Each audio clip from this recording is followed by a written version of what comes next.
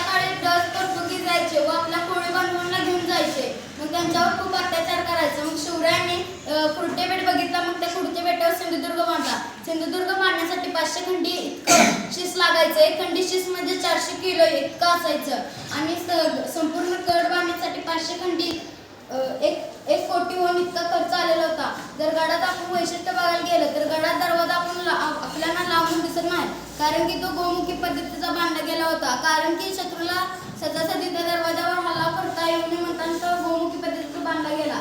जरासं वर आल्यानं आपल्याला बघायला मिळते शिवाजी महाराजांच्या हातावर पायाचे ठसे बघायला मिळतात. तिथं गेलं तर आपल्याला वाटतं तिथं शिवाजी महाराजांची जिवंत समाधी असं वाटतं. तिथं असं ते वैशिष्ट्य होतं. तर गडात दुसरं वैशिष्ट्य बघायला गेलं तर गडात चारीचे साईडचं जे पाणी होतं ते खाऱ्या पाण्यात समुद्र होतं व गडावर तीन विहिरी होत्या. दूधभाव, साखरभाव, दहीभाव त्या तिन्ही विहिरी गोड्या पाण्याच्या होत्या. तर गडावर अनेक असं नारळ झाड होतं की एकाच नारळ झाडाला 2 फांदी फुटलेलं झाड होतं. ते आता नाही आहे, कारण की त्यावर वीज पडून ते नष्ट झालेलं आहे.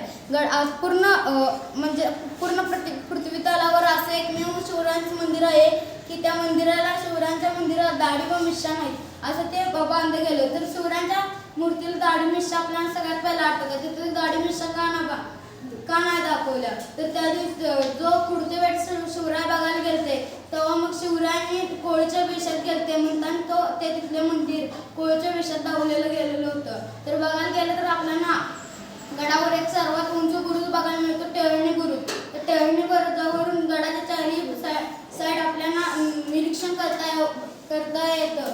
जर आपण समजतो की आताच ते इंडियन टॉयलेटचे हे निघले. आधीच्या काळी प्रत्येक तटबंदीखाली टॉयलेटची सोय असायची.